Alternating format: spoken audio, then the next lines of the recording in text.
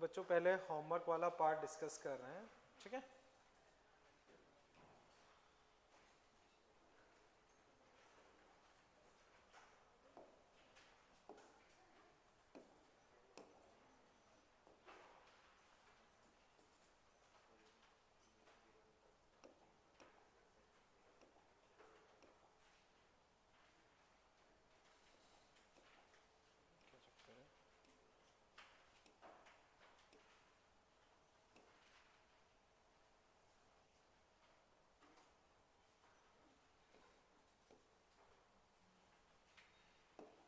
Okay तो बच्चों देखते हैं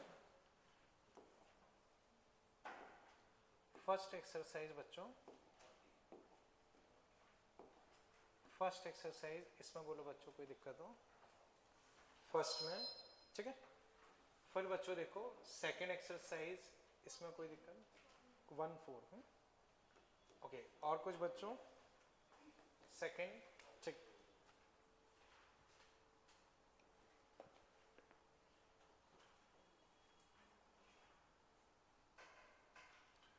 तो बच्चों देखते हैं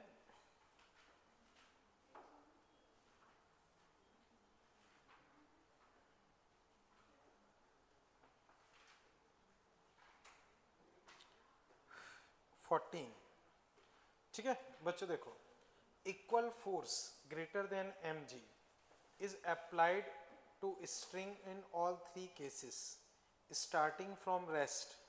The point of application of force move a distance 2 meter down in all cases, in which case the block has maximum kinetic energy. तो बच्चों तीन केसेस तुमको दिए हैं, अच्छा क्वेश्चन है, समझो बच्चों। ये ब्लॉक, ये बच्चों 2 मीटर ऐसे नीचे मूव कर रहा, ठीक है। तो बच्चों ये 2 मीटर नीचे जा रहा है तो ये कहां जाएगा 2 मीटर ऊपर, क्लियर है। तो बच्चों W all equal to delta K, तो इस ब्लॉक पे देखोगे तो दो चीजें लग रही हैं, एक तो टेंशन और दूसरा mg। टेंशन का वर्कडन देखोगे तो वो जो फोर्स का वर्कडन है वो एक तरीके से टेंशन का, तो फोर्स का वर्कडन F इंटू 2 होगी। अब mg का वर्कडन बच्चों देखोगे तो माइनस का mg इंटू 2, और ये चेंज इन काइनेटिक एनर्जी। तो पहले केस में ये हुआ। अब दूसरे केस में बच्चों देखोगे तो बच्चों अब ध्यान से समझना, इसको अगर मैं F खींच रहा हूं, इसको अगर मैं F खींच रहा हूं तो इधर वर्कडन F इंटू 2 ही होगा mg। बच्चों देखो यहां टेंशन अगर T है तो इस पे टेंशन होगी 2T। तो कंस्ट्रेंट मोशन से जिसकी टेंशन ज्यादा है उसकी स्पीड कम, उसका डिस्प्लेसमेंट कम, तो ये दो की जगह एक ही चल पाएगा। तो यहां ग्रेविटी का वर्कडन सेकंड केस में लिखोगे तो mg इंटू 1 लिखोगे। अब थर्ड केस देखो, इसमें टेंशन निकालोगे तो 3T आएगी, 3T टेंशन आएगी तो F इंटू 2, तो यहां अब वो 2/3 चल पाएगा। कंस्टेंट मोशन से 3T, उस ब्लॉक पे टेंशन 3 टाइम्स है, तो ब्लॉक पे टेंशन 3 टाइम्स है तो उसकी वेलोसिटी डिस्प्लेसमेंट जैसे याद करो T इंटू V 0, तो उसी मेथड से टेंशन के इनवर्स रेशो में आ जाता है, तो वो 2/3 चलेगा। अब देखो ये चीज तो सब में सेम है, ये चीज अपनी सबसे कम इसमें आ रही है, तो चेंज इन काइनेटिक एनर्जी अपनी सबसे इसी में आएगी। तो अब अगर मैं देखता हूं मैक्सिमम काइनेटिक एनर्जी बच्चों किस में आ जानी चाहिए, थर्ड में। इन्होंने बच्चों आंसर क्या दिया है, समझ गए ना बच्चों क्या किया है मैंने, चेक करो बच्चों अभी कोई दिक्कत हो इसमें, ठीक है। बच्चों मुझे फिर बताओ सेकंड में अभी कोई दिक्कत, ठीक है। थर्ड में शायद दिया नहीं होगा, फोर्थ इसमें कोई दिक्कत बच्चों, 4 इसमें बोलो अगर कोई डाउट हो। 4B का थर्ड आप बोल रहे हो, ठीक है। और उसके अलावा बच्चों कुछ, ठीक है, देखते हैं बच्चों।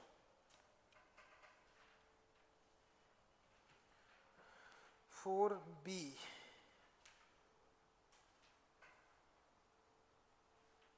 ठीक है, थर्ड ये रहा बच्चों। कैलकुलेटिव है बाकी समझना, और कैलकुलेशन भी ऐसी है कि आसानी से हो जाएगी, ज़्यादा दिक्कत नहीं आएगी, समझो। 4b में बच्चों मैं थर्ड डिस्कस कर रहा हूँ। ब्लॉक का मास ये है, फोर्स कांस्टेंट ये है, कोफिशिएंट ऑफ फ्रिक्शन ये है, शुरू में रेस्ट पे इम्पल्स बच्चों लगाया जिससे कि वो 6 डिस्टेंस स्लाइड किया और रेस्ट पे आ गया। The initial velocity of block बतानी, ठीक है ना। तो अब समझो, W gravity, W normal, W friction, W spring, और तो कुछ है नहीं, फाइनली रुक गया, initial half m v square या u स्क्वायर मान लो, और ये u निकालना। अब ग्रेविटी का वर्कडन बच्चों क्या हो जाएगा, 0, नॉर्मल का 0, फ्रिक्शन का माइनस का म्यू एम जी, और जो भी इन्होंने डिस्टेंस बोली है d, स्प्रिंग का half k, 0 square minus x square minus का half m u square, minus हर तरफ से चले गए। अब बच्चों वैल्यूज रख दो, तो वैल्यूज रख दोगे तो म्यू कितना है अपने पास, पॉइंट, देखो अब आगे जैसे कर लेना, बस वैल्यूज रखनी है, वैल्यूज रखनी है, और डेटा भी ऐसा है कि ज़्यादा दिक्कत नहीं आएगी, तो वो आसानी से सॉल्व हो जाएगा। बच्चों अप्रोच वाइज अगर कहीं दिक्कत लग रही हो, समझने में कहीं दिक्कत लग रही हो तो वो पूछो, ठीक है ना। बच्चों मुझे फिर बताओ, इस क्वेश्चन में अभी कोई दिक्कत, आगे कर लोगे ना, ठीक है। बच्चों और क्या था अपना, कोई भी क्वेश्चन में और डाउट, किसी भी और क्वेश्चन में डाउट बच्चों, ठीक है ना। होमवर्क से रिलेटेड कोई और क्वेश्चन में डाउट तो नहीं ना। चलें बच्चों आगे, ठीक है। अब बच्चों लास्ट टॉपिक हमने मैकेनिकल एनर्जी, ठीक है, उसमें कुछ लिखवाया नहीं था ना, ठीक है ठीक है ठीक है, मैकेनिकल एनर्जी। तो बच्चों देखो एनर्जी के बहुत सारे फॉर्मेट होते हैं, kinetic energy, potential energy, chemical energy, electrical energy, nuclear energy, thermal energy, बहुत तरह की एनर्जी हो सकती है। बट उसमें काइनेटिक और पोटेंशियल पे फोकस करें, केवल 2 पे फोकस कर, काइनेटिक एंड पोटेंशियल। तो काइनेटिक एंड पोटेंशियल, उसके एडिशन को हम बोलते हैं mechanical energy. Kinetic and potential, उसके एडिशन को हम बोलते हैं मैकेनिकल एनर्जी।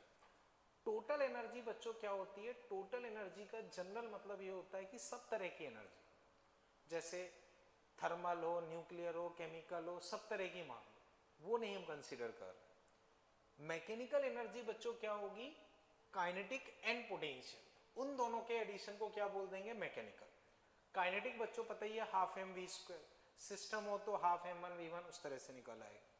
पोटेंशियल कई तरह की हो सकती, फिलहाल जो हम यूज कर रहे हैं वो कौन सी कर रहे हैं, स्प्रिंग वाली या ग्रेविटी वाली, अभी हाल फिलहाल ये कर रहे हैं। 12th के टॉपिक्स होंगे तो उसमें इलेक्ट्रोस्टैटिक्स वगैरह और आ जाएगी, लेकिन हाल फिलहाल कौन सी होगी, ग्रेविटी और ये। तो अब दिमाग में रखते हैं, क्या दिमाग में रखते हैं कि भाई काइनेटिक और पोटेंशियल के एडिशन को क्या बोलेंगे, मैकेनिकल एनर्जी। क्लियर। अब बच्चों अगर टेक्निकल लैंग्वेज में मैं बोलूं कि जो नॉन कंजर्वेटिव फोर्स होते हैं, नॉन कंजर्वेटिव फोर्स का वर्क डन 0 होगा, तो उन्होंने कोई वर्क नहीं किया तो कोई एनर्जी खर्च नहीं की, तो फिर मैकेनिकल एनर्जी कंजर्व रहेगी। अगर उन्होंने कोई वर्क नहीं किया तो मैकेनिकल एनर्जी क्या रहेगी, कंजर्व रहेगी। क्लियर। अब नॉर्मल लैंग्वेज में अगर समझे तो फिलहाल अपने लिए नॉन कंजर्वेटिव फोर्स है फ्रिक्शन। तो अगर फ्रिक्शन में कोई एनर्जी खर्च नहीं हो रही या फ्रिक्शन का वर्क डन 0 है तो अपनी एनर्जी क्या रहेगी, कंजर्व। तो नॉन कंजर्वेटिव वो तो टेक्निकल वर्ड हो जाएगा। नॉर्मल वे में ये मान के चलो कि फ्रिक्शन का अगर कोई वर्क डन नहीं, फ्रिक्शन का अगर कोई वर्क डन नहीं है या फ्रिक्शन में कहीं कोई एनर्जी खर्च नहीं हो रही है तो अपनी मैकेनिकल एनर्जी क्या रहेगी, कंजर्व। ठीक है। तो बच्चों इन पॉइंट्स को फिर हम लिख लेते हैं, पोटेंशियल, मैकेनिकल, ठीक है। अब बच्चों इसमें आप लिख लो, sum of kinetic energy and potential energy is called mechanical energy. तो E इसमें है मैकेनिकल एनर्जी, K है काइनेटिक एनर्जी, U है पोटेंशियल एनर्जी। अब टेक्निकल लैंग्वेज में मैंने ये लिखा है, if work done by all other forces except conservative forces, या एक तरीके से नॉन कंजर्वेटिव फोर्सेस का वर्क डन 0 हो, तो if work done by all other forces except conservative forces is 0 then mechanical energy will remain conserve. ये technical language है। Normal way में आप ये मान के चलो कि भाई फ्रिक्शन का वर्क डन 0 होगा तो मैकेनिकल एनर्जी कंजर्व रहेगी, क्योंकि अपने लिए अभी नॉन कंजर्वेटिव फोर्स फ्रिक्शन ही होगा। तो अगर फ्रिक्शन का वर्क डन 0 है तो मैकेनिकल एनर्जी कंजर्व रहेगी। अगर फ्रिक्शन का वर्क डन 0 है तो मैकेनिकल एनर्जी कंजर्व रहेगी। हम हाल फिलहाल उस तरह से यूज कर लेंगे, उतना ज्यादा टेक्निकल में हम नहीं जाएंगे।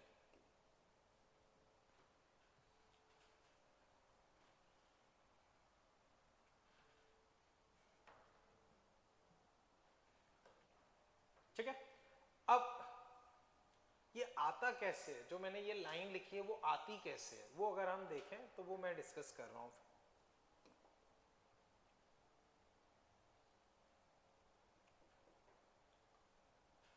ठीक है, तो बच्चों अब वर्क एनर्जी थ्योरम से अगर हम देखें, वर्क एनर्जी थ्योरम से W all equal to delta K. अब बच्चों मान लो मैंने फोर्स को दो हिस्सों में तोड़ दिया, कंजर्वेटिव एंड नॉन कंजर्वेटिव। किसके बराबर हो गया? डेल्टा के। जो भी फोर्सेस है उनको दो हिस्सों में तोड़ दिया, या तो कंजर्वेटिव या नॉन कंजर्वेटिव, डेल्टा के। अब इफ W नॉन कंजर्वेटिव 0 इसमें रखते हैं, तो W कंजर्वेटिव बच्चों कितना आ गया? Delta K. अब याद करो मैंने बताया था बच्चों, जैसे आपने अभी 500 एनर्जी है, आपने 100 काम कर लिया तो आपकी एनर्जी कितनी हो जाएगी? 400। तो 500 minus 400 equal to work done, तो decrement equal to work done. तो कंजर्वेटिव फोर्स का वर्क डन किसके बराबर होता है? Decrement in potential energy. अब डिक्रीमेंट इन पोटेंशियल एनर्जी को हम कैसे लिख सकते हैं? Minus delta U. ये बच्चों हम पहले भी पढ़ चुके हैं, समझ पाए ना? डेल्टा यू का मतलब होता है फाइनल माइनस इनिशियल, लेकिन हम डिक्रीमेंट लिख रहे हैं तो ये बच्चों शायद मैंने बता रखा है ना, पोटेंशियल एनर्जी में शायद बताया होगा। ठीक है, ये चीज क्लियर है। तो यहां से क्या आ गया? डेल्टा माइनस का delta U equal to delta K. इसको यूज कैसे करते हैं वो समझो। कई जगह बच्चों में इसको यूज ऐसे करेंगे, ये है loss in potential energy, loss in potential energy, और डेल्टा के का मतलब gain in kinetic energy. Final minus initial हो जाता है गेन, चेंज भी बोलते हैं और गेन भी बोलते हैं। इसी को बच्चों अगर मैं ऐसे लिख दूं, delta U equal to minus का delta K, delta U equal to minus का डेल्टा के, तो ये क्या हो गया? गेन इन पोटेंशियल एनर्जी, और ये क्या है? Loss in kinetic energy. तो कई बार हम ऐसे भी यूज करते हैं, gain in potential energy, loss in kinetic energy. ये क्लियर है बच्चों? अब कई बार बच्चों हम ऐसे भी यूज करते हैं, जैसे डेल्टा यू है, डेल्टा यू, ठीक है ना, या मान लो ये है, तो minus you final minus you initial, के फाइनल माइनस के इनिशियल, इधर उधर कर लेता हूं, तो के आई यू आई के एफ यू एफ।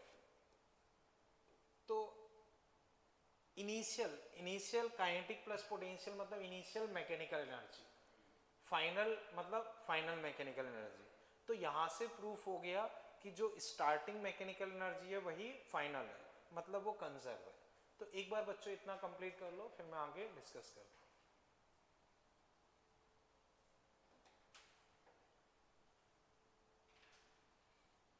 तो बच्चों तीनों फॉर्मेट हम यूज करते हैं। कई बार हम के आई यू आई के एफ यू एफ उस तरह से यूज कर लेते हैं, कई बार loss in potential gain in kinetic use कर लेते हैं, कई बार gain in potential loss in kinetic कर लेते हैं। तो हर तरफ से हम यूज कर लेते हैं, लेकिन ये हम कब यूज कर सकते हैं? जब फ्रिक्शन का वर्क डन 0। एक सिंपल लैंग्वेज में हम समझें तो फ्रिक्शन का वर्क डन 0 तो हम ये लगा सकते हैं, क्योंकि हाल फिलहाल नॉन कंजर्वेटिव फोर्स फ्रिक्शन ही है।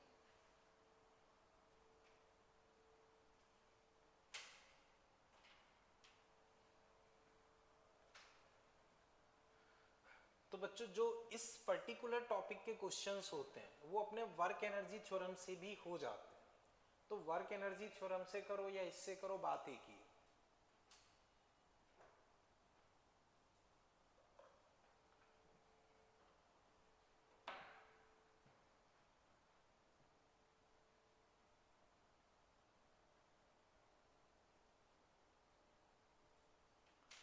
बच्चों इस संडे और अगले संडे दोनों ही संडे टेस्ट नहीं है ना?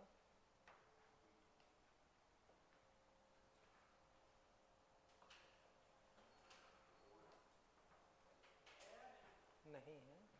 जैसे अभी तो एक दिन बाद संडे, वो तो वैसे ही नहीं है। उसके अगले संडे राखी के चलते वो टेस्ट नहीं रखा है। तुम्हारा तो अभी कल परसों ही है, वो तो सब्जेक्ट है। ठीक है, इतना कर लिया ना बच्चों? इसे हटा दूं बच्चों? हाँ बोलो, कुछ कह रहे हो? अच्छा लिख रहे हो ना? हाँ लिख लो लिख लो।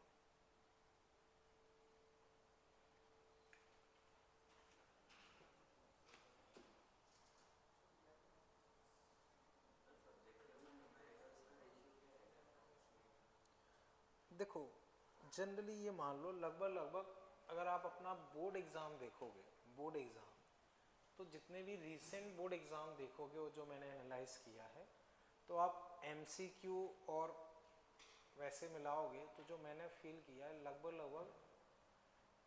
60-70% तक न्यूमेरिकली हो जाता है। हाँ। क्या चीज़?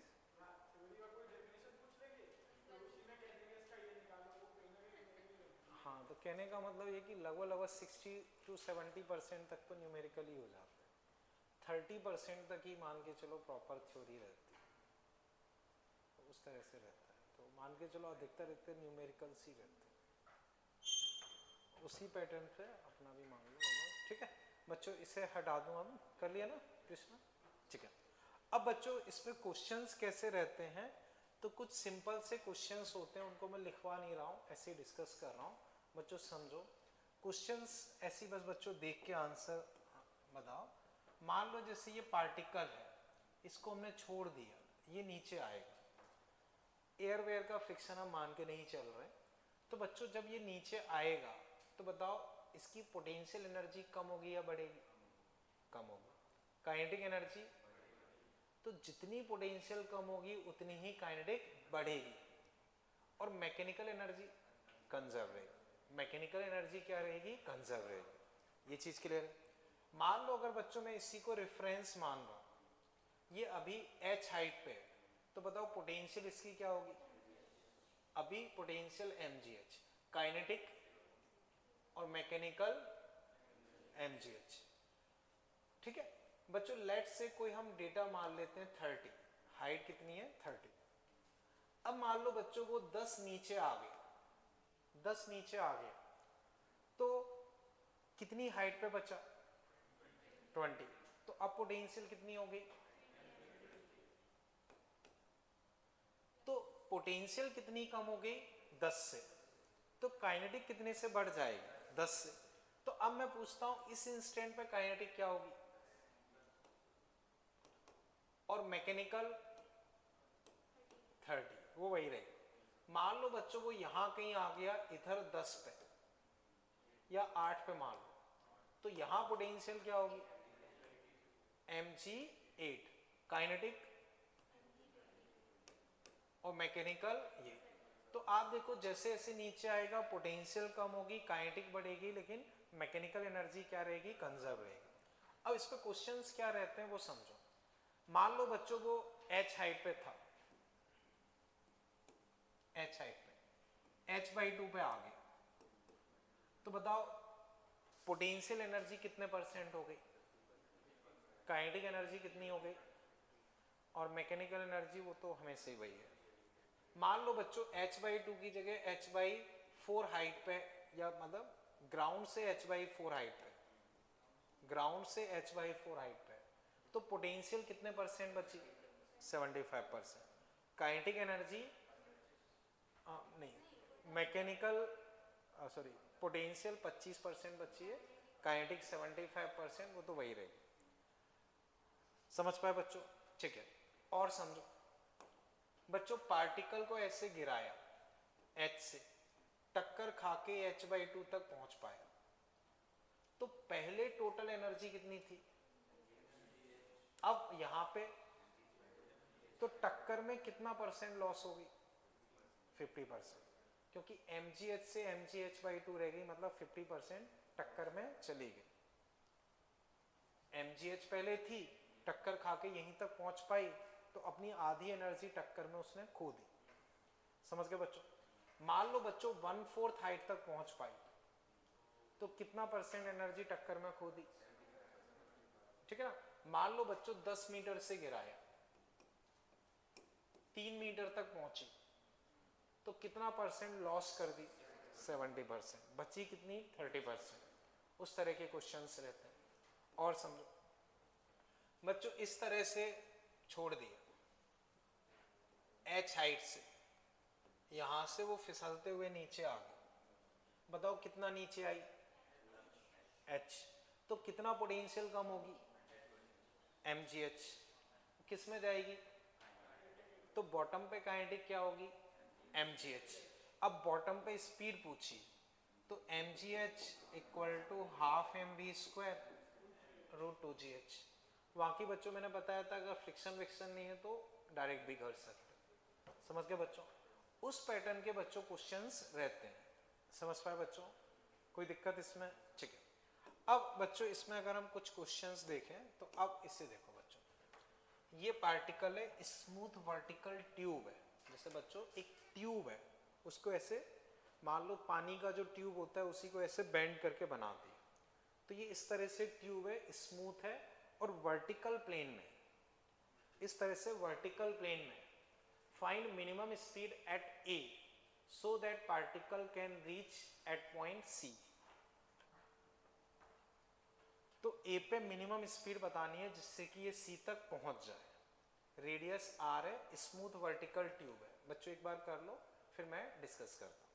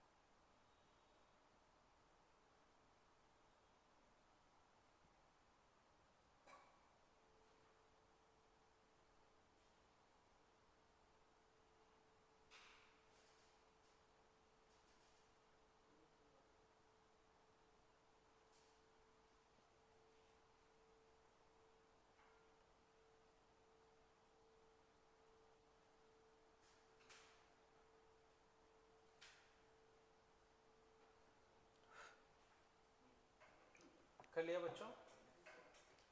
ओके, बताओ बच्चों क्या आ रहा है? रूट रूट 40r या 4gr। ठीक है बच्चों, समझो मैं डिस्कस कर रहा हूं, यहां से यहां पहुंचाना है बच्चों, कहीं कोई फ्रिक्शन विक्शन नहीं है, तो कोई दिक्कत नहीं, हम एनर्जी कंजर्वेशन लगा सकते हैं। बच्चों ऊपर जाएगा तो पोटेंशियल कम होगी या बढ़ेगी? बढ़ेगी। तो हम लिखेंगे gain in PE, loss in K. अब बच्चों जस्ट ऊपर पहुंचाना है, जस्ट ऊपर पहुंचाना है, तो यहां जाके रुक भी जाए तो अपना काम हो जाएगा। तो पोटेंशियल बच्चों कितना ऊपर गया? 2r। तो पोटेंशियल गेन करेगा कितना? mg into 2r। लॉस मतलब इनिशियल माइनस फाइनल, लॉस मतलब इनिशियल माइनस फाइनल, तो हाफ m मान लो v स्पीड माइनस 0। तो बच्चों m कट गया, v अपने पास आ गया रूट 4gr। बोलो बच्चों यहां तक कोई दिक्कत? क्लियर है बच्चों? ठीक है। इसी को बच्चों हम चाहें तो ऐसे भी कर सकते हैं, मैंने बताया था कि हम ये यूज कर लेते हैं, v square equal to U square plus minus 2g h effect. तो फाइनल स्पीड क्या है? 0। इनिशियल निकालना है। अब प्लस या माइनस, तो लॉजिकली हम लगाएंगे कि ऊपर जाने पे स्पीड कम होगी, तो माइनस 2g, और इफेक्टिव हाइट कितनी है? 2r। तो u यहां से कितना आ गया? Root 4gr। तो बच्चों आगे हम उसकी जगह इससे यूज कर लेंगे, उससे भी कर सकते हैं, अगर आप उससे कंफर्टेबल हो तो उससे भी कर सकते हैं। बोलो बच्चों, कहीं कोई दिक्कत इसमें? समझ गए ना? ठीक है। अब बच्चों मुझे बताओ मिनिमम कितनी स्पीड चाहिए ऊपर तक पहुंचाने के लिए?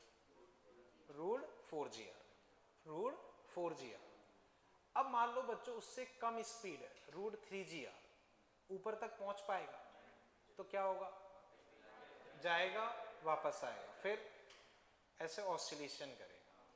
तो बच्चों रूट 4GR से अगर कम स्पीड है, रूट 3GR है, रूट 2GR है, रूट 1.9GR है, रूट GR है, या कुछ भी स्पीड है, तो वो वहां क्रॉस नहीं कर पाएगा। तो ऊपर मान लो यहाँ कहीं अटक गया, यहाँ कहीं अटक गया, यहाँ कहीं अटक गया, फिर वापस आएगा। वापस आने के बाद रुकेगा नहीं, यूं जाएगा और फिर ऐसे ऑसिलेशन करता रहेगा। तो बच्चों अगर रूट 4GR से कम स्पीड है तो वो क्या करेगा? ऑसिलेशन करेगा। और मान लो रूट 4GR से ज्यादा स्पीड है, मान लो रूट 4GR से थोड़ी सी ज्यादा है, तो क्या करेगा? क्रॉस कर जाएगा।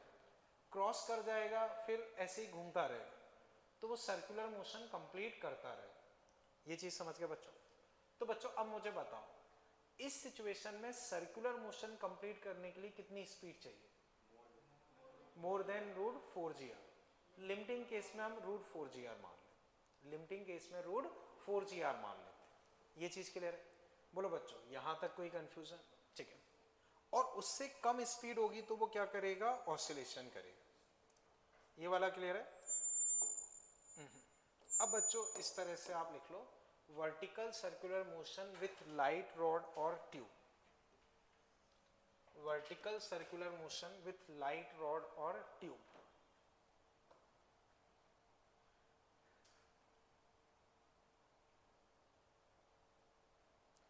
तो बच्चों ये रॉड है लेकिन मासलेस रॉड, रॉड है बट मासलेस रॉड है। इस रॉड का अपना कोई मास नहीं है। तो अब इस केस में भी बच्चों जब पार्टिकल को ऊपर पहुंचाओगे तो चेक करोगे वही रूट 4GR स्पीड आएगी। ट्यूब होगी तो भी बच्चों वही स्पीड आएगी। तो वही मैंने लिखवा रखा है कि minimum speed at point A to complete circular motion कितना हो जाएगा? Root 4GR। तो ए पॉइंट पे मिनिमम स्पीड जिससे कि हम सर्कुलर मोशन कंप्लीट कर सकें वो कितना हो जाएगा? Root 4GR।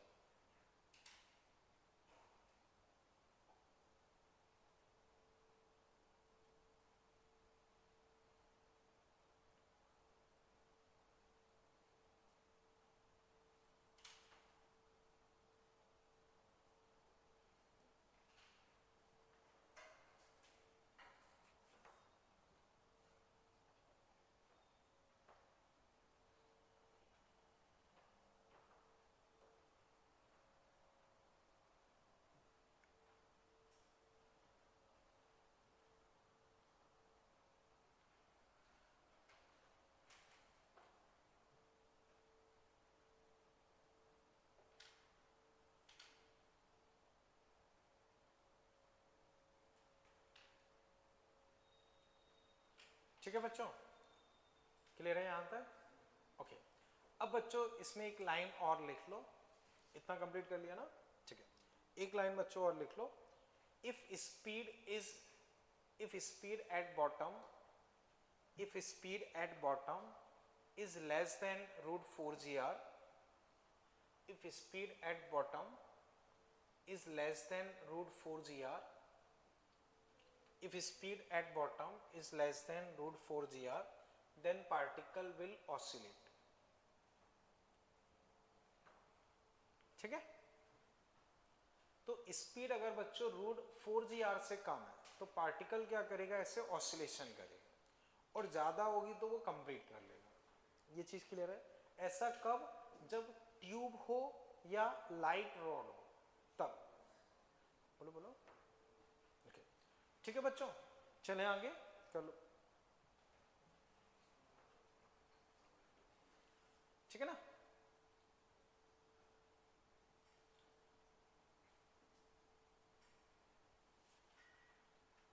बच्चों हटा दो अभी इसे। ठीक, कर लो।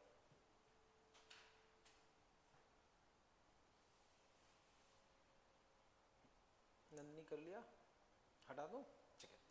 अब बच्चों नेक्स्ट एग्जांपल देखो। बच्चों ये वर्टिकल ट्रैक है, स्मूथ वर्टिकल ट्रैक,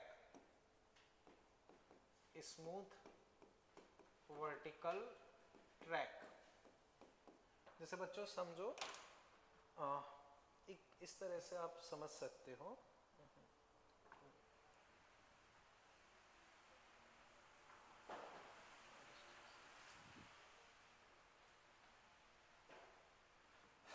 ओके बच्चों मान लो जैसे ये ग्लास है, तो इसी तरह का एक स्मूथ ट्रैक है।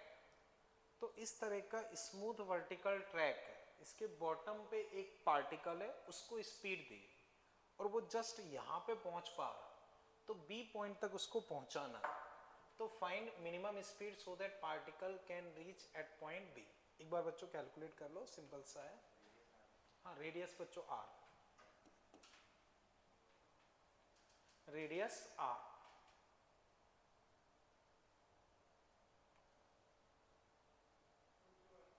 √2, हाँ बोलो सत्यम। ठीक है,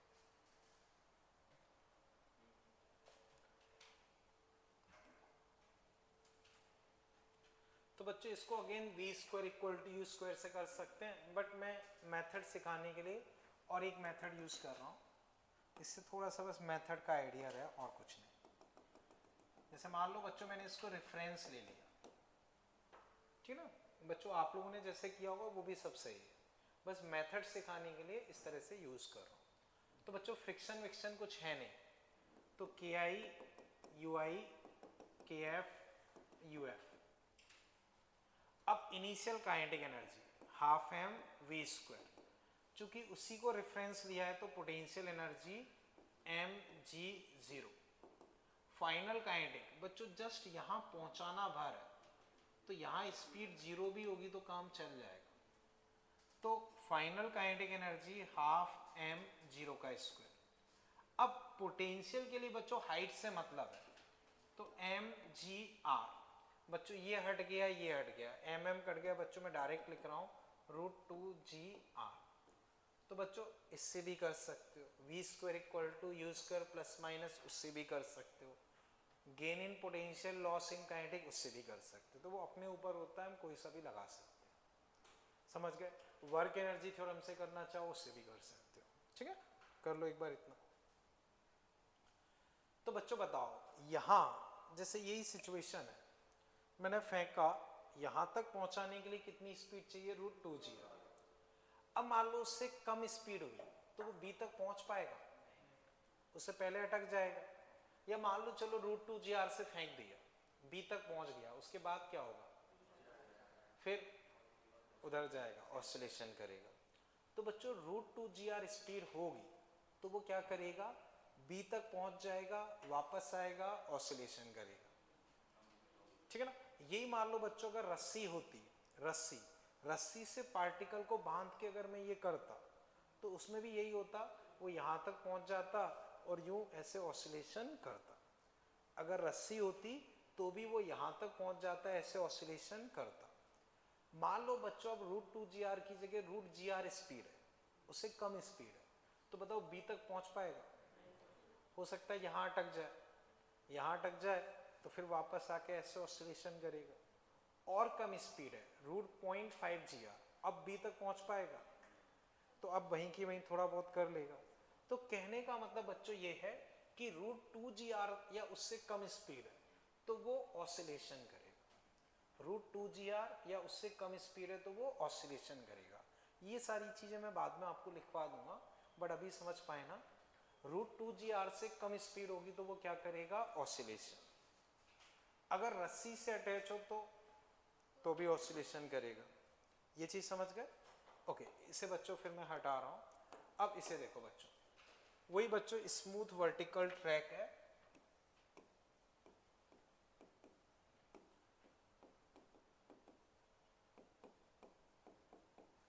रेडियस r, v स्पीड, मास m।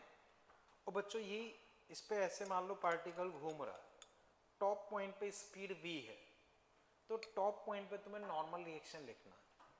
कर लो एक बार, in terms of v and m आपको नॉर्मल रिएक्शन लिखना।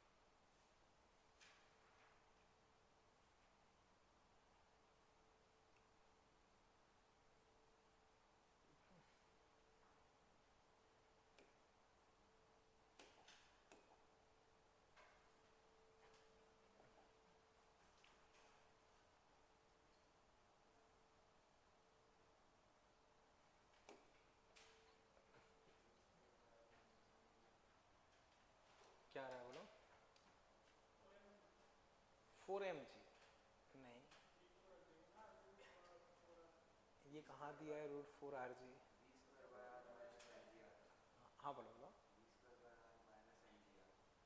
v²/r, उसमें m तो और होना चाहिए वरना वो मैच नहीं करेगा। बाकी चेक कर लेते हैं सही है या नहीं, ठीक है। और क्या आ रहा है? ऐसे ही कुछ आ जाएगा, बाकी देख लेते हैं। बच्चों देखो, बच्चों बताओ पार्टिकल किस तरह का मोशन परफॉर्म कर रहा है? सर्कुलर। तो पहली स्टेप FVD, mg बताओ नॉर्मल कहाँ लगेगा? तो बच्चों ये सरफेस है, सही है, ये सरफेस है, तो सरफेस के परपेंडिकुलर इधर लगेगा। ये सरफेस है तो सरफेस के परपेंडिकुलर इधर लगेगा। तो बच्चों नॉर्मल तुम्हारा कहाँ लगेगा? नीचे। तो पहली स्टेप FVD, दूसरी स्टेप सेंटर, सेंटर। अब तीसरी step Fnet along centre, mass into centripetal acceleration. अब सेंटर की तरफ टोटल फोर्स क्या है? N + mg, और सेंट्रीपिटल एक्सीलरेशन v²/r, सही है आप लोगों का। n यहां से आ गया mv²/r माइनस mg। बोलो बच्चों कोई दिक्कत हो? ये चीज क्लियर है? तो बच्चों उस पॉइंट पर अगर मैं नॉर्मल रिएक्शन लिखता हूं तो मेरे पास क्या आ गया? mv²/r minus mg। चेक करो बच्चों कहीं कोई दिक्कत ना लगे, ठीक है। ओके बच्चों अब देखना, या चलो इसको बाद में देखेंगे। यहां तक क्लियर है? ठीक है। सेकंड बच्चों इसमें आप लिख लो सेकंड। फर्स्ट पार्ट में बच्चों कहीं कोई दिक्कत लग रही हो पूछो आराम से। फर्स्ट पार्ट क्लियर है ना? ठीक है। सेकंड बच्चों, find minimum value of v, find minimum value of v, find minimum value of v so that particle can complete, sorry गलत बोल दिया मैंने, find minimum value of v so that particle remain in contact, so that particle remain in contact with surface. Calculate minimum value of v so that particle remain in contact, ठीक है ना, with surface, ठीक है। अब बच्चों सोचो, सही है बच्चों। देखो अगर हम कांटेक्ट में रखना चाहते हैं तो बच्चों नॉर्मल 0 नहीं होना चाहिए, क्योंकि अगर कांटेक्ट छोड़ देगा तो नॉर्मल खत्म हो जाएगा। तो हम बोलेंगे to remain in contact, normal greater than equal to 0 होना चाहिए। तो mv²/r minus mg greater than 0 होना चाहिए, mv²/r greater than equal to mg, m कट गए, v greater than equal to √gr। तो मिनिमम बच्चों बराबर मान सकते हो √gr। मिनिमम के केस में बच्चों क्या मान लोगे? √gr। तो बच्चों जस्ट √gr अगर तुम लोगे तो √gr का स्क्वायर gr, r कट गए, mg कट गए, 0। तो जस्ट √gr लोगे तो नॉर्मल कितना होगा? 0। नॉर्मल कितना होगा? 0। बच्चों बताओ इसमें कहीं कोई दिक्कत? तो अब कंक्लूजन समझो बच्चों। टॉप पॉइंट पे अगर हम जस्ट कांटेक्ट में रहना चाह रहे हैं, जस्ट कांटेक्ट में रहना चाह रहे हैं, तो मिनिमम स्पीड क्या चाहिए? √gr। ये क्लियर? अब बच्चों ये सरफेस है, सरफेस वाली कहानी बच्चों रस्सी के साथ भी हो सकती। ये रस्सी से पकड़ के घुमा रहे होंगे तो नॉर्मल ऐसे नीचे लग रहा, तो वो अब यहां क्या लगेगा? टेंशन। यहां क्या लगेगा? टेंशन। तो तब भी बच्चों सेम आंसर आएगा, ये आ जाएगा। समझ गए बच्चों? यहां तक कोई दिक्कत? ठीक है। इसे बच्चों मैं हटा देता हूं, ये समझ गए ना? ठीक है। अब वापस देखो बच्चों, बच्चों ये सिचुएशन है,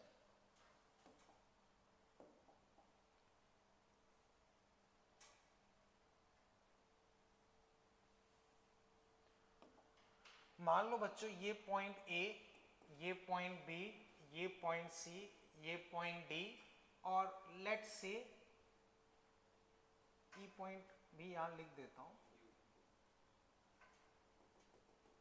और ये एंगल है बच्चों मान लो 60 डिग्री। यहां बच्चों मान लो मैंने तुम्हें स्पीड दी है रूट जी आर। बच्चों वही स्मूथ वर्टिकल ट्रैक,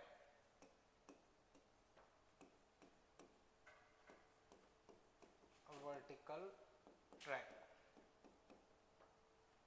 ठीक है। तो बच्चों डायग्राम एक बार ड्रॉ कर लो, फिर मैं क्वेश्चन लिखवाता हूं।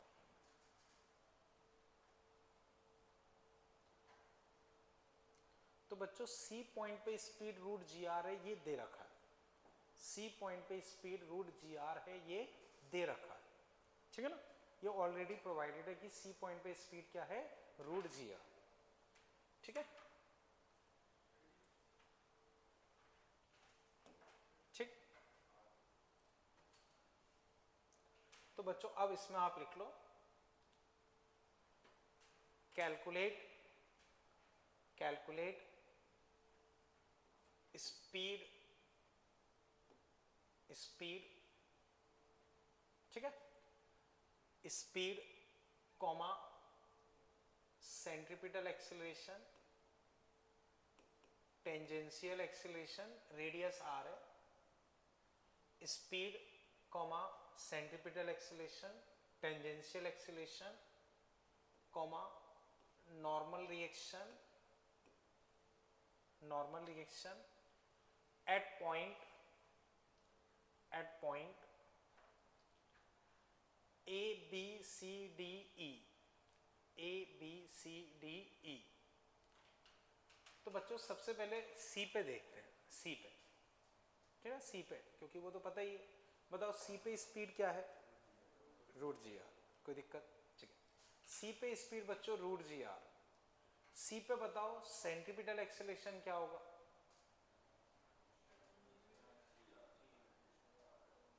Centripetal acceleration v square by R. तो v स्क्वायर बाई आर, तो जी आर अपॉन आर कितना आ गया, जी। तो सी पे सेंट्रीपिटल एक्सेलरेशन क्या हो गया, जी। बोलो बच्चों समझ पाए ना।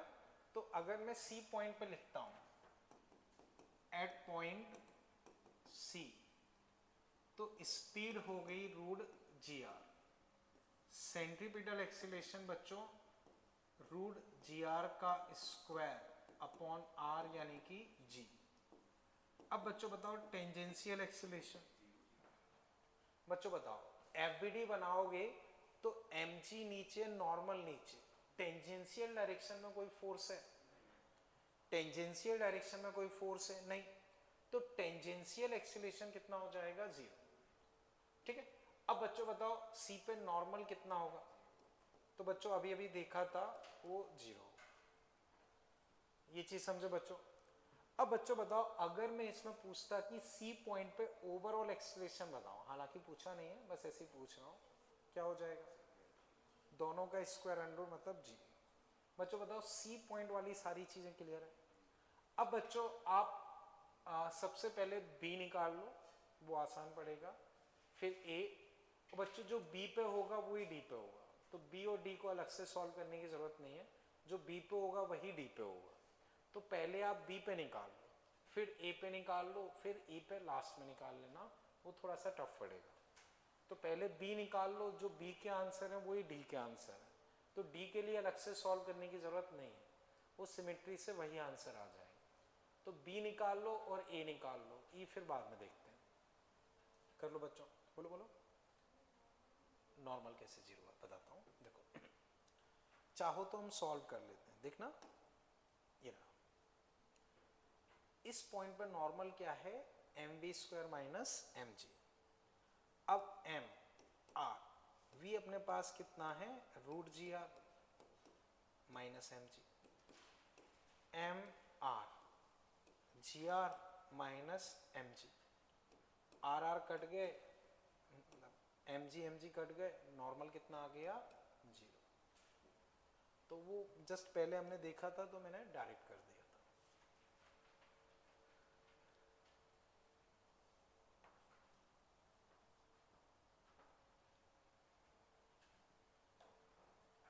तो पहले बी का कर लो, फिर ए का कर लो, फिर बाकी चीजें देखते हैं। डी का बच्चों करने की जरूरत नहीं है, बी और डी सेम होगा।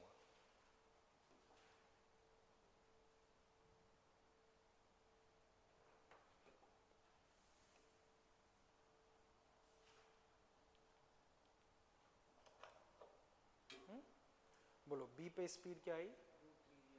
ठीक है, सेंट्रीपिटल एक्सेलरेशन, ठीक है, टेंजेंशियल, ठीक है, नॉर्मल, ठीक है। अब ए पे कर लो।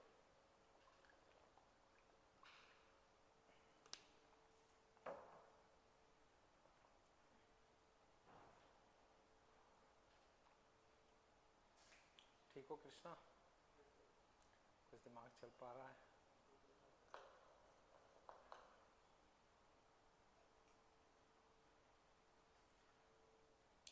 तो बच्चों मैं बी पे फिर डिस्कस करता हूँ, किसी और से हुआ हो तो बताए एक बार। बी पे कर लो, चलो।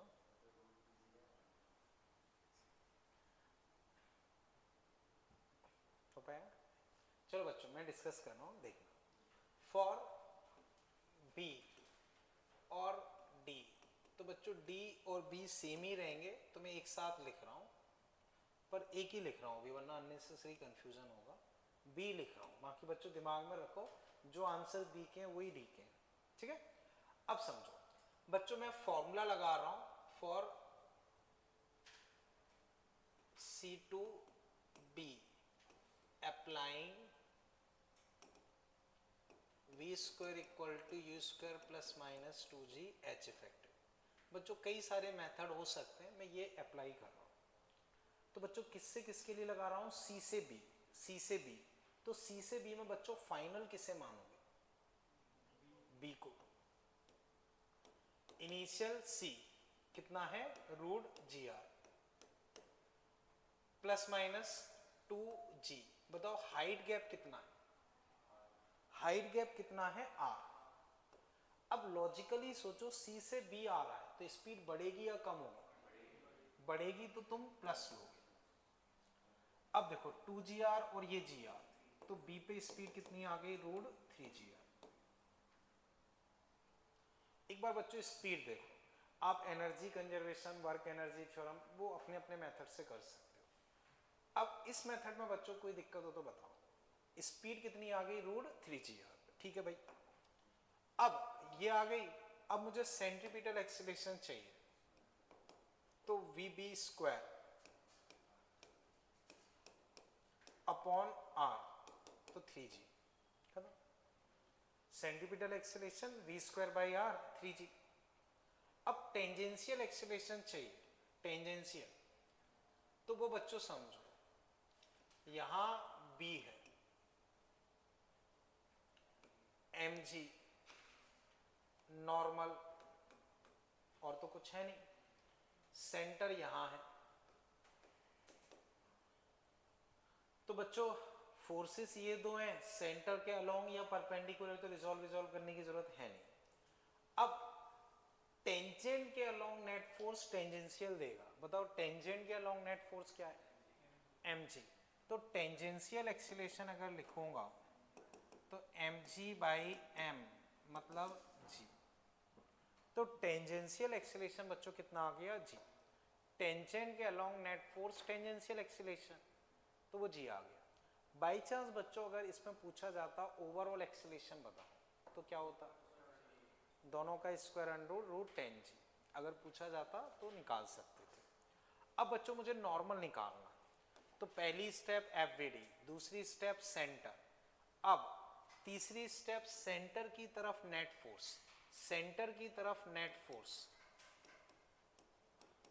Mass into centripetal acceleration, centre की तरफ नेट फोर्स नॉर्मल, मास, सेंट्रीपिटल एक्सीलरेशन अभी अभी निकाल चुके हैं 3G, तो नॉर्मल कितना आ गया? 3mg। चेक करो बच्चों, कोई दिक्कत हो? समझ पाए बच्चों? अब जो बच्चों ने B के लिए निकाला है वही आप ऐसे करोगे, अप्लाइंग D2C तो वो लगाओगे तो स्पीड वही आ जाएगी, सारी चीज़ें वही आ जाएंगी, तो वो मैं अलग से डिस्कस नहीं कर रहा हूँ। तो बी और डी के सेम डेटा रहेंगे, बी और डी के सेम डेटा रहेंगे, समझ गए बच्चों? डी पे सारी चीज़ें 100% वही रहेंगी, ये चीज़ क्लियर है? अब ए कर लो बच्चों, फिर डिस्कस करते हैं। बी वाले में बच्चों कहीं कोई दिक्कत लग रही हो तो पूछ लो, बी वाले में अगर कोई भी पार्ट में कोई दिक्कत लग रही हो पूछो, ठीक है?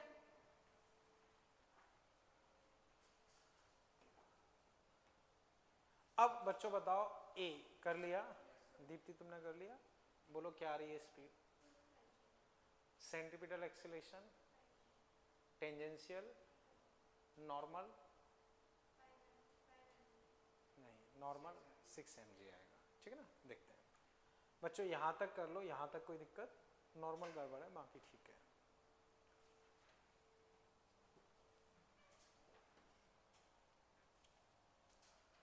ठीक है बच्चों, इसे मैं हटा दूं, पिछले वाले कर लिया ना सबने? ठीक है, हटा दूं ना? ठीक है। अब बच्चों देखना, मैं ए पॉइंट के लिए डिस्कस कर रहा हूं, ए पॉइंट के लिए। तो बच्चों अब जिसका ए अगर हो गया हो तो वो ई ट्राई कर सकता है, ठीक है ना? समझो बच्चों, तो बच्चों ए पॉइंट के लिए मैं डिस्कस कर रहा हूं, तो बच्चों तुम्हारे ऊपर है, तुम चाहो तो बी से ए तक फॉर्मूला लगाओ या सी से ए तक लगाओ, आंसर पे फर्क नहीं पड़ेगा, तुम्हारे ऊपर है, चाहो तो सी से ए लगा दो या बी से ए लगा दो, वो एक ही बात रहेगी। तो मान लो बच्चों, मैं आप बोलो उस हिसाब से लगा देता हूँ, कहाँ से लगाऊं? सी से लगा देता हूँ। तो for C to A formula लगा रहा हूँ, V square equal to U square plus minus 2g H effective. तो सी से ए बच्चों बताओ फाइनल क्या माना जाएगा? ए, तो वी ए स्क्वायर, इनिशियल बच्चों ये रूट जी आर का स्क्वायर, अब प्लस माइनस, तो बच्चों नीचे आ रहा है, बढ़ेगी या कम होगी? तो प्लस 2g, और हाइट गैप बच्चों कितना है? 2r, तो वी ए बच्चों तुम्हारे पास आ जाएगा रूट 5gr, ए पर रफ्तार बच्चों क्या आ जाएगी? Root 5gr। बच्चों बताओ स्पीड में कोई दिक्कत? अब सेंट्रीपिटल एक्सीलरेशन रूट 5gr का स्क्वायर अपॉन आर, तो 5g, ये आ गया। बोलो बच्चों यहां तक कहीं कोई दिक्कत? बोलो बच्चों किसी को भी यहां तक कोई दिक्कत हो? सत्यम क्लियर है? ठीक। अब ए पे बच्चों अगर मैं एफवीडी बनाता हूं तो mg नीचे, नॉर्मल ऊपर, सेंटर ये रहा, तो पहली स्टेप एफवीडी, दूसरी स्टेप सेंटर। अब बच्चों बताओ टेंजेंट के अलोंग कोई फोर्स दिख रहा है? तो टेंजेंशियल एक्सीलरेशन क्या हो गया? 0, ठीक है। अब सेंटर के along net force F net centre,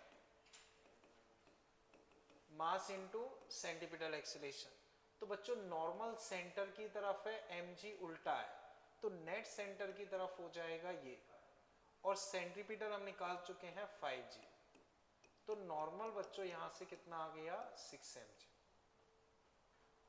बच्चों बोलो यहां तक कोई दिक्कत? क्लियर है बच्चों? हाँ बोलो, मैं वापस बताता हूं, देखो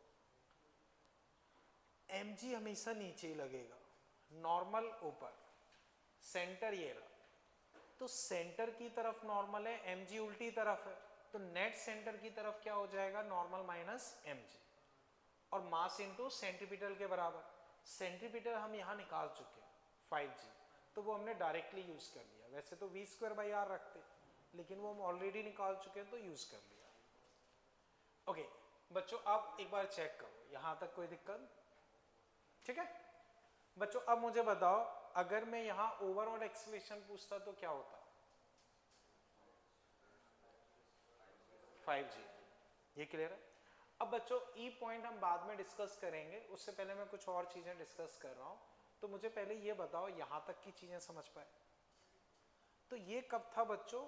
जब ऐसे कोई स्मूथ ट्रैक हो, उस पर पार्टिकल ऐसे घूम रहा हो, ठीक है? तो बच्चों मुझे बताओ जो बॉटम पॉइंट है ए, उस पर रफ्तार क्या आई? ए पॉइंट पर रफ्तार क्या आई? टॉप पॉइंट सी पे रफ्तार रूट जी आर, तो बच्चों ये सारी चीजें मैं लिखवा दूंगा, बट अभी समझो, ये सारी चीजें मैं आपको लिखवा दूंगा, बट अभी समझो। बच्चों ये वर्टिकल सर्कल होता है, इससे पहले हमने ट्यूब वाला केस पढ़ा था, तो ट्यूब वाले में क्या था, गिरने की दिक्कत नहीं थी, क्योंकि इधर से सपोर्ट था तो गिरने वाली दिक्कत नहीं थी। रॉड में घुमा रहे थे तो गिरने वाली दिक्कत नहीं थी। तो याद करो बच्चों, वहां बॉटम पे क्या स्पीड आई थी, √4 GR। तो √4 GR पे वो सर्कल कंप्लीट कर रहा था। लेकिन यहाँ दिक्कत क्या होती है, जैसे पिछले केस में अगर टॉप पे स्पीड 0 भी होगी तो वैसे गिरेगा नहीं, क्योंकि सपोर्ट लगा हुआ रॉड है, वो गिरने नहीं देगी। लेकिन यहाँ अगर हम सोचें कि स्पीड 0 हो तो वो गिर जाएगा, तो हम 0 स्पीड लेके सॉल्व नहीं करते। तो यहाँ मिनिमम स्पीड बच्चों टॉप पॉइंट पे क्या होनी चाहिए, √GR। तो अगर हम सर्कल कंप्लीट करना चाहते हैं तो टॉप पॉइंट पे मिनिमम स्पीड √GR होनी चाहिए, तब जाके वो टिक पाए। तो टॉप पे होनी चाहिए √GR, बॉटम पे क्या होनी चाहिए, √5GR, तब जाके वो सर्कल कंप्लीट करेगा। अब बच्चों जब टॉप पॉइंट पे √GR होगी तो यहाँ और यहाँ स्पीड कितनी आएगी, √3GR। कितनी आएगी, √3GR, और बॉटम पे √5GR। तो बॉटम पे सर्कल कंप्लीट करने के लिए √5GR, इन दोनों पॉइंट्स पे √3GR, और यहाँ √G। इन्हें हम क्रिटिकल स्पीड बोलते हैं।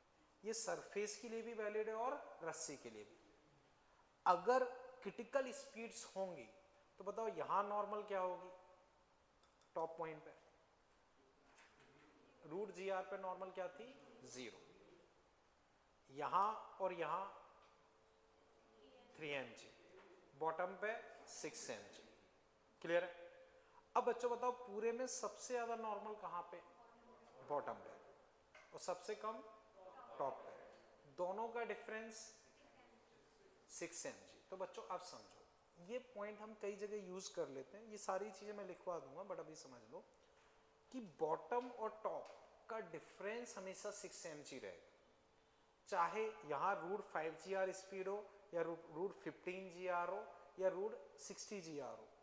जैसे √60GR होगा तो 61 mg टेंशन आ जाएगी, 6 mg यहाँ कम होके उस हिसाब से आ जाएगी, लेकिन डिफरेंस 6 mg रहेगा। डिफरेंस हमेशा क्या रहेगा, 6 mg। तो इस पॉइंट को हम कई बार क्वेश्चन सॉल्व करने में यूज कर लेते हैं। ओके बच्चों, फिर बताओ सबसे ज्यादा टेंशन कहाँ पे। तो कई बार क्वेश्चन ये पूछा जाता है कि अगर हम रस्सी से पकड़ के घुमा रहे हैं तो रस्सी के टूटने के चांस कहाँ पे सबसे ज्यादा होंगे, बॉटम पे, क्योंकि टेंशन सबसे ज्यादा बॉटम पे है, तो सबसे जल्दी टूटने के चांसेस बॉटम पे होंगे। तो ये कुछ चीजें रहती हैं जो कि हम रिजल्ट की तरह से लिखते हैं और पढ़ते हैं, वो मैं बाद में लिखवाऊंगा। यहाँ नॉर्मल या टेंशन 3 mg, ठीक है ना। ये पॉइंट्स बच्चों समझ गए। अब बच्चों हम उस एक और पॉइंट रह गया, उस पर आ जाते हैं। इतना बच्चों सबने कर लिया ना, ठीक है। तो बच्चों अब हम ई पॉइंट पर फोकस करते हैं, ई पॉइंट पे। तो बच्चों इससे फिर मैं हटा देता हूँ, कर लिया ना सबने, सारी चीजें समझ गए ना, ठीक है। तो अब बच्चों बताओ ई पॉइंट। ई पॉइंट अजीब सा आएगा, पर ठीक है देख लेते हैं। मैं ही डिस्कस कर रहा हूँ बच्चों, देखो। हाँ वो तो निकल आएगी, पर वो ये थोड़ा सा बस कैलकुलेटिव रहेगा, तो वो समझते हैं, ठीक है ना। कोई नहीं, अभी डिस्कस कर लेते हैं। देखो बच्चों, ये ई पॉइंट, ये 60 डिग्री। तो बच्चों अगर मैं ये हाइट निकालता हूं तो r sin 60, r√3/2। तो डेटा अजीब सा दे दिया है, खैर कोई नहीं। अब ये निकालोगे तो वो और अजीब आएगी, r - r√3/2, ठीक है। खैर अब दे दिया है तो कर लेते हैं, ठीक है। देखो बच्चों, मान लो C2E लगा, C2E लगा, तो वही फाइनल किसे मानोगे, E को। इनिशियल √GR बढ़ेगी तो +2G, और इफेक्टिव हाइट आ गई r - r√3/2। चेक करते रहना बच्चों, अगर कोई मिस्टेक करो तो GR + 2GR minus G R root 3। तो वी ई स्क्वायर बच्चों थोड़ा अजीब सा डेटा हो गया है, 3GR minus G R pi into ऐसा है ना, जी आर रूट 3। बोलो बच्चों यहां तक कोई दिक्कत? अब सेंट्रीपिटल चाहिए, मतलब इसका अंडर रूट ले लो तो स्पीड हो जाएगी, और सेंट्रीपिटल चाहिए तो डिवाइड बाई आर, तो वो हो जाएगी 3G माइनस जी रूट 3। तो बच्चों स्पीड हो गया इसका अंडर रूट, और सेंट्रीपिटल चाहिए तो यही सेंट्रीपिटल। बच्चों बताओ स्पीड निकालनी थी, सेंट्रीपिटल निकालना था, वहां तक काम हो गया, वहां तक काम हो गया। अब इस पे अगर देखोगे तो वही नॉर्मल इधर, mg इधर 60 90 तो ये कितना हो गया 30, तो mg cos 30 mg sin 30। तो बच्चों ये टेंजेंशियल देगा, तो टेंजेंशियल टेंजेंट के तरफ अपना M G sine 30 upon M, तो जी बाई 2। समझ गए बच्चों? तो बच्चों इस तरह का कोई भी रहेगा जनरल पोजीशन पे, तो उसमें डेटा इसी तरह का होगा, तो वो करना पड़ेगा, उसका कोई उपाय नहीं है। समझ गए? तो बच्चों फिर देखो स्पीड में कहीं कोई दिक्कत, सेंट्रीपिटल में कोई दिक्कत, अब टेंजेंशियल क्लियर। बाई चांस अगर नेट पूछता है तो दोनों का स्क्वायर अंडर रूट कर सकते हैं। अब बचा नॉर्मल, क्या बचा? नॉर्मल। तो बच्चों सेंटर की तरफ नेट फोर्स, सेंटर की तरफ नेट फोर्स, तो वो ये दोनों होंगे, तो normal plus mg cos 30 mass into centripetal acceleration 3g minus g root 3। cos 30 बच्चों रूट 3 बाई 2, तो वो एडजस्ट कर लेना, मतलब आगे मैं अब नहीं जा रहा हूँ, आई थिंक कर लोगे, चलो वो तो हो जाएगा कोई नहीं, पर ऐसे ही है ना। ठीक है, ठीक है बच्चों, यही पॉइंट ई नीचे की तरफ भी हो सकता है, अप्रोच वही रहेगी।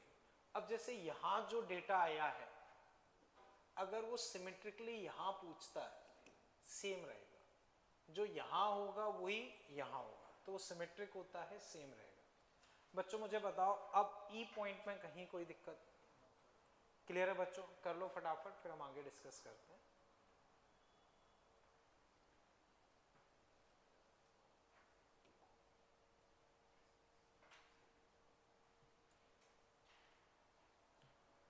तो बच्चों अब कोई भी जनरल पॉइंट हो, जैसे हमने ई पे निकाला, उस पर 60 डिग्री था, 37 हो, 53 हो, 60, 30, 45, कोई भी एंगल हो, हम स्पीड निकाल सकते हैं, नॉर्मल निकाल सकते हैं। और जो काम बच्चों अभी हम नॉर्मल के लिए कर रहे हैं, रस्सी होगी तो वही काम टेंशन में हो जाएगा, तो अप्रोच बच्चों 100% सेम हो, ये चीज क्लियर है? ओके, कर लो बच्चों। तो बच्चों अब मुझे बताओ बॉटम मोस्ट पॉइंट पे मिनिमम कितनी स्पीड चाहिए कि सर्कल कंप्लीट हो पाए? Root 5GR। क्लियर है? ठीक, कर लो बच्चों।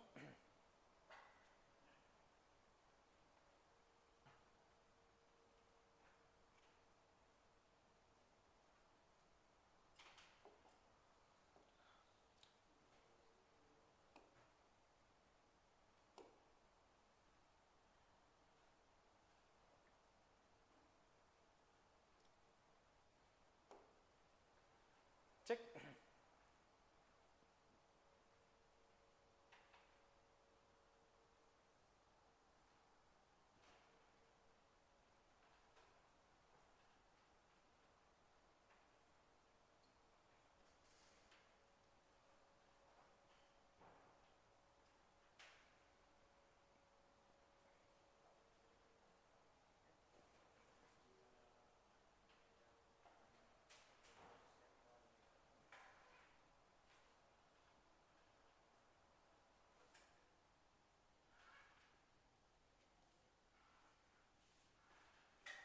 मुस्कान कर लिया हमने?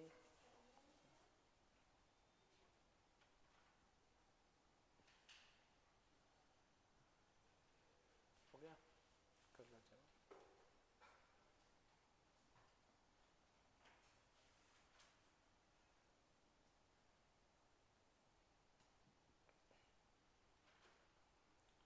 ठीक है बच्चों।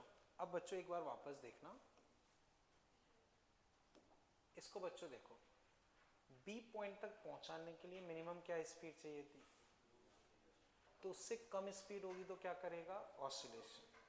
और रूट 5GR से ज्यादा स्पीड होगी तो सर्कुलर।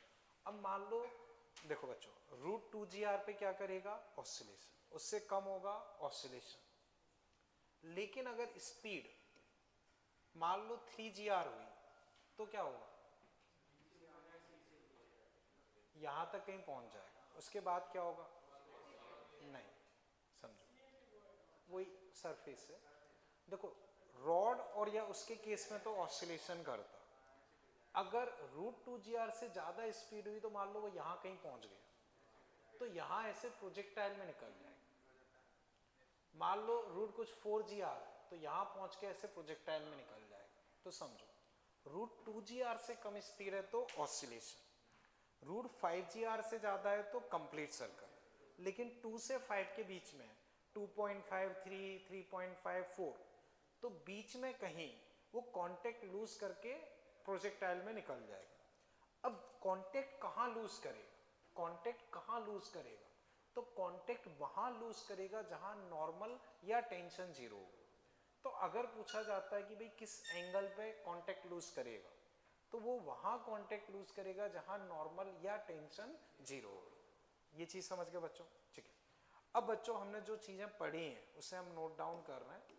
तो बच्चों सबसे पहले ये बना लो, जैसे मान लो ये रस्सी है, स्ट्रिंग, और ये वही स्मूथ वर्टिकल ट्रैक। तो ए बी सी डी ये पॉइंट्स हैं, ये मान लो रेडियस आर ही कर देता हूं इसको भी। तो वही है, सी पॉइंट पे रूट जी आर, यहाँ रूट 3GR, रूट 5GR, यहाँ 6mg 3mg, यहाँ भी वही रहेगा, ठीक है ना। तो वो लिखा नहीं, यहाँ नॉर्मल क्या होगा, 0।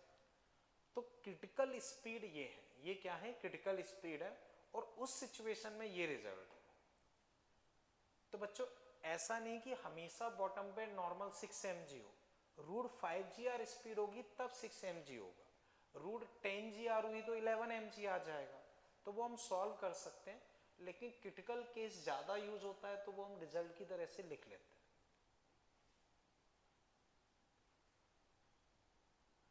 तो बच्चों रस्सी हो, स्ट्रिंग मतलब रस्सी, रस्सी का केस हो या स्मूथ वर्टिकल ट्रैक सेम रहेगा। ऐसे ही वहां रॉड हो या ट्यूब के अंदर हो सेम रहेगा। वहां पे बच्चों बॉटम पे रूट 4GR चाहिए थी, यहां बॉटम पे रूट 5GR चाहिए। तो बच्चों कई बार हमें रटा रहता है रूट 5GR, हम क्वेश्चन अच्छे से रीड नहीं करते हैं और उसमें लिखा होता है लाइट रॉड से कनेक्टेड है, तो आंसर रूट 4GR होगा ना कि रूट 5GR, क्योंकि अधिकतर ये यूज होता है तो ये थोड़ा दिमाग में सेट हो जाता है।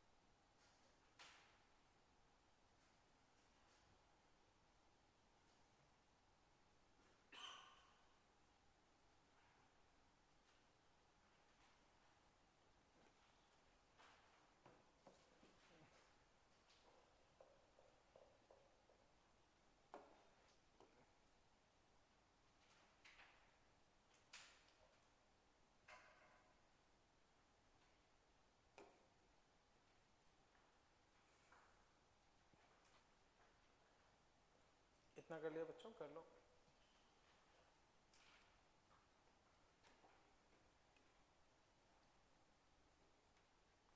ठीक है, चलें बच्चों आगे, ठीक है।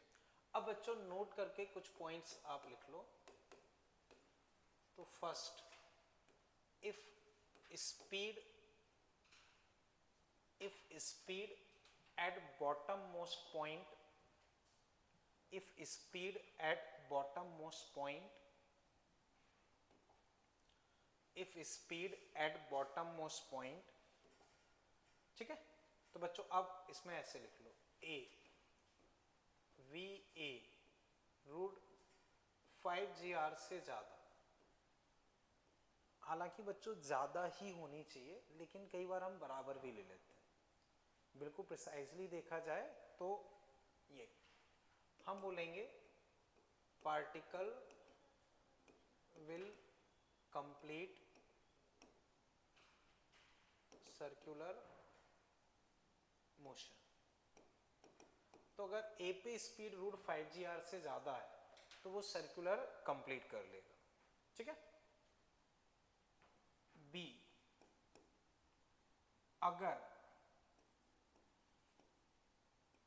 0 से ज्यादा है और रूट 2GR से कम या बराबर, ठीक है ना,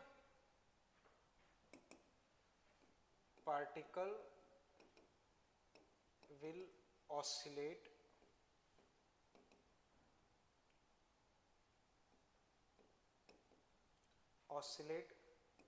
on track D A root 2GR। वही मैंने इसी वजह से स्पेसिफाई बताया। यहाँ रूट 5GR होगी तो यहाँ रूट 3GR होगी, लेकिन यहाँ पहुंचने के लिए केवल रूट 2GR चाहिए होती है, समझे। रूट 3GR में तो वो इसको क्रॉस करके यहाँ पहुंच के फिर प्रोजेक्टाइल में निकल जाएगा।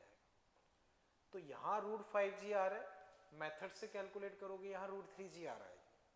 लेकिन अगर जस्ट हम इस पॉइंट तक पहुंचाना चाह रहे हैं तो उसके लिए रूट 2GR ही चाहिए होगी। समझ पाए? जस्ट एक सेकेंड बताता हूँ। देखो ये रहा, रूट 2GR से ज्यादा होगी तब जाके वहां बी तक पहुंच पाएगा, कम होगी तो वहीं ऑसिलेट करेगा। समझ पाए ना? तो वो उसी वजह से मैंने, ये क्लियर है। अब सी,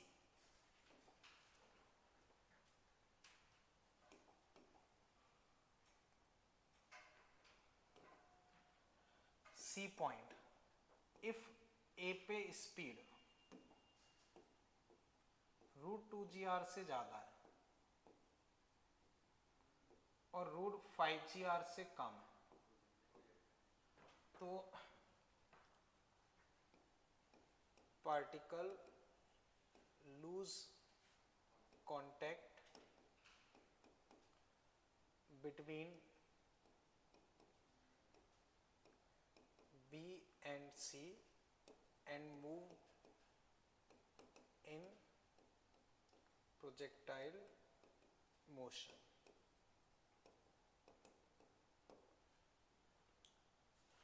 ठीक है, तो particle lose contact between B and C and move in projectile motion।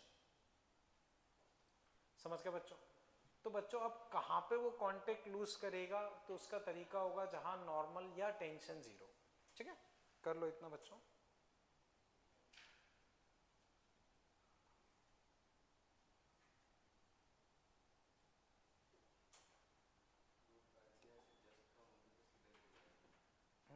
Top नहीं गिरेगा, नहीं, उस केस में भी प्रोजेक्टाइल में ही निकलेगा, क्योंकि टॉप पॉइंट पर कुछ स्पीड होगी, टॉप पॉइंट पर कुछ स्पीड होगी। ठीक है ना, ये पॉइंट क्लियर है बच्चों? तो जैसे मान लो आपने कितना कहा, रूट 5GR, तो यहाँ 0 स्पीड होती तो ऐसे गिरता, कुछ स्पीड है तो यहाँ तक पहुंच के, मान लो इससे थोड़ी सी कम, तो यहाँ से फिर प्रोजेक्टाइल में ऐसे निकल जाएगा, डायरेक्टली ऐसे नीचे नहीं गिरेगा, क्योंकि स्पीड 0 थोड़ी है। समझ गए ना? ओके बच्चों, इस पॉइंट में अभी कोई दिक्कत? सेकंड पॉइंट बच्चों फिर इसमें लिख लो। सेकंड पॉइंट बच्चों, minimum speed eight top point, minimum speed eight top point to complete minimum speed at top point to complete circular motion, minimum speed at top point to complete circular motion is root GR। तो top point पे minimum speed क्या चाहिए? Root GR। Top point पे minimum speed क्या होनी चाहिए, root G are. अब बच्चों कुछ पॉइंट जो मैंने आपको बताया कि हाईएस्ट टेंशन कहाँ होगी, लोएस्ट टॉप पे, डिफरेंस क्या होगा 6 mg, सबसे ज्यादा रस्सी के टूटने के चांस बॉटम पे, क्लियर है। अब बच्चों यही कहानी अगर लिफ्ट पे चल रही हो, लिफ्ट में पार्टिकल को अगर मान लो ऐसे सरफेस रख दी तो जी की जगह जी रेस कर दोगे और जी रेस जी प्लस माइनस ए। यही कहानी बच्चों मान लो एक इंक्लाइन प्लेन पे चल रही है कि इंक्लाइन प्लेन पे बच्चों ऐसे पार्टिकल सर्कल में घूम रहा, तो इधर कंपोनेंट क्या होगा जी साइन थीटा, तो जी की जगह क्या लो लोगे जी साइन थीटा। समझ गए बच्चों। तो अब बच्चों कुछ पॉइंट्स इसमें और लिख लो, जैसे 2 नंबर हमने कर लिया है तो 3 4 5 उस तरह से लिख सकते हो। नहीं, वो नॉर्मल से बैलेंस हो जाए। तो tension will be maximum at bottom most point and minimum eight top most point. तो सबसे ज्यादा टेंशन बॉटम पे होगी, सबसे कम, ठीक है ना, टॉप पे होगी। Difference between maximum and minimum tension 6 mg होगा। बच्चों ये एक नॉर्मल सिचुएशन में बोल रहा हूँ, लिफ्ट विफ्ट वाली में नहीं है। लिफ्ट वाली में जी रेस कर दोगे बस वो रहेगा। Chances of string back will be maximum at bottom most point. तो सबसे ज्यादा रस्सी के टूटने के चांस कहाँ पे होंगे, बॉटम मोस्ट पॉइंट पे। इन केस ऑफ लिफ्ट और इंक्लाइन प्लेन यूज जी इफेक्टिव। तो अगर लिफ्ट या इंक्लाइन प्लेन है तो तुम क्या करोगे, जी इफेक्टिव यूज कर लो।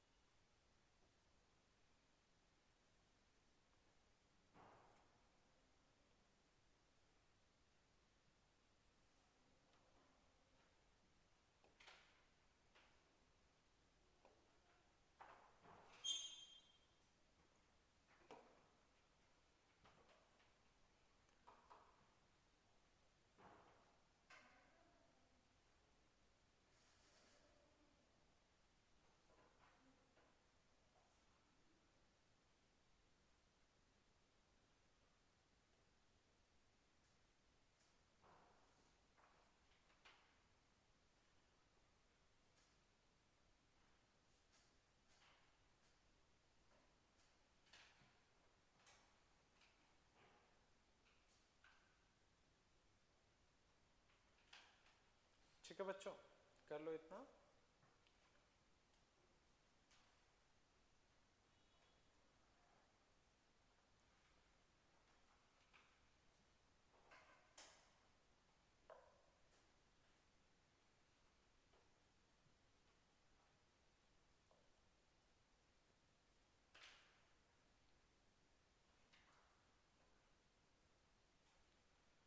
ठीक है बच्चों। अब बच्चों ऐसे ही देख के आंसर दो, जो अभी मैंने समझाया है उसी बेसिस पे है।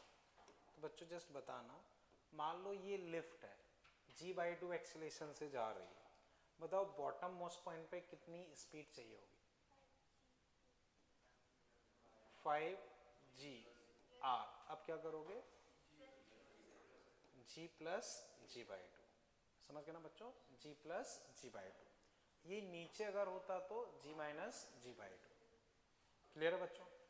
ऐसे बच्चों फिर देख के बताओ, जैसे मान लो ये एक इंक्लाइन प्लेन है, उस पर पार्टिकल को ऐसे घुमा रहे, तो अब हमें ए पॉइंट पे क्या स्पीड चाहिए होगी,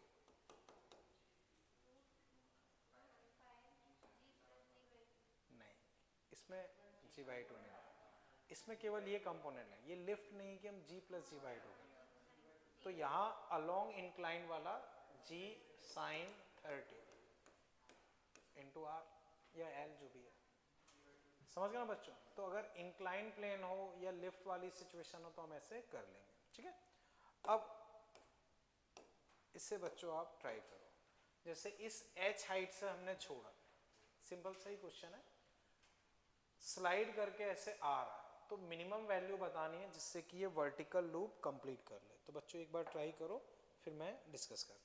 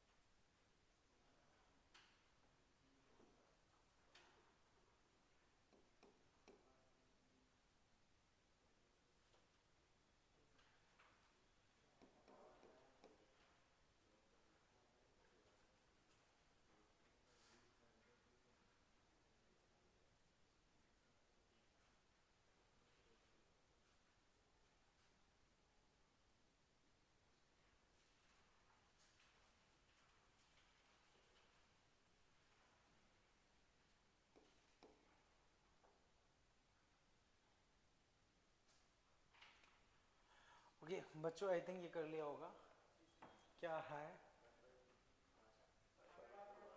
सही है। बच्चों देखो ये h हाइट से स्लाइड कर रहा है, तो बताओ इसकी बॉटम पे स्पीड क्या होगी, √2gh।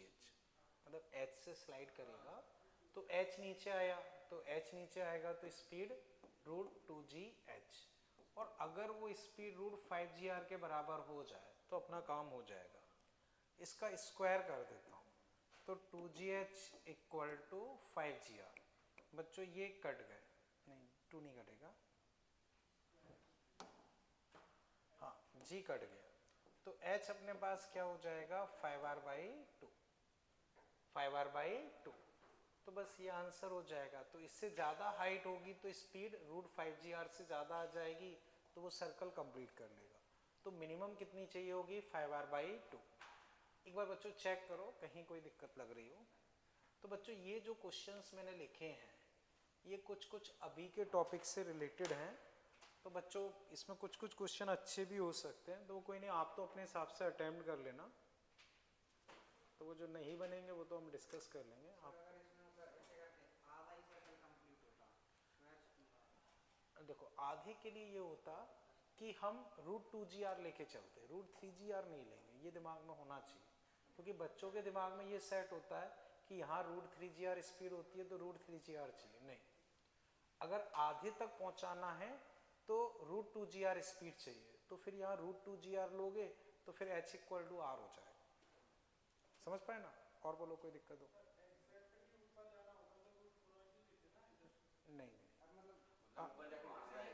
नहीं नहीं नहीं रुको, बताओ एक सेकेंड। हाँ पहले उनका डाउट बताता हूँ फिर एक एक। हाँ सत्यम, तुम ये कह रहे हो कि यहाँ तक मैं पहुँचाना चाह रहा हूँ। हाँ तो आपका ये कहना है कि √4gr चाहिए, मतलब √4gr, वो गलत होगा। रीज़न ये है जब तक सपोर्ट नहीं होगा वो यहाँ तक पहुँच ही नहीं पाएगा। अगर √4gr स्पीड होगी तो वो यहीं कहीं नॉर्मल जीरो के ऐसे प्रोजेक्टाइल में निकल जाए। हाँ अगर सपोर्ट होगा तो वो पहुंच जाएगा, लेकिन सपोर्ट नहीं होगा तो √4gr स्पीड पे वो वहां तक पहुंच ही नहीं पाएगा। उससे पहले ही वो अपना कहीं कांटेक्ट लूज करके ऐसे प्रोजेक्टाइल में निकल जाएगा। तो अगर हम यहां तक पहुंचाना चाहते हैं टॉप तक तो एटलीस्ट √4gr चाहिए ही चाहिए, वरना वो संभव नहीं। हाँ अब बोलो जो डाउट है वहां, समझ गए ना? तो याद रहे √4gr में वो टॉप पे नहीं पहुंचेगा, √5gr में ही टॉप पे पहुंचेगा। ठीक है, नहीं पहुंच ही नहीं पाएगा। सबसे पहली बात तो बचेगी तो तब जब पहुंचेगा। वो जब ऐसे रास्ते में जा रहा होगा, जब वो रास्ते में जा रहा होगा तो ऊपर पहुंचने से पहले ही उसकी स्पीड जीरो नहीं होगी, स्पीड उसके पास रहेगी लेकिन नॉर्मल जीरो हो जाएगा। नॉर्मल जीरो होने की वजह से वो कांटेक्ट लूज करेगा, स्पीड जीरो होने की वजह से कांटेक्ट लूज नहीं करता। तो नॉर्मल या टेंशन जीरो हो जाएगी, उसकी वजह से वो कांटेक्ट लूज करेगा। जैसे कल के लेक्चर में हम इस तरह के क्वेश्चंस भी करेंगे कि भाई किस पर्टिकुलर एंगल या हाइट पे वो कांटेक्ट लूज करेगा, तो वो भी हम देखेंगे। हाँ अब बच्चों चेक करो इसमें कहीं कोई दिक्कत हो।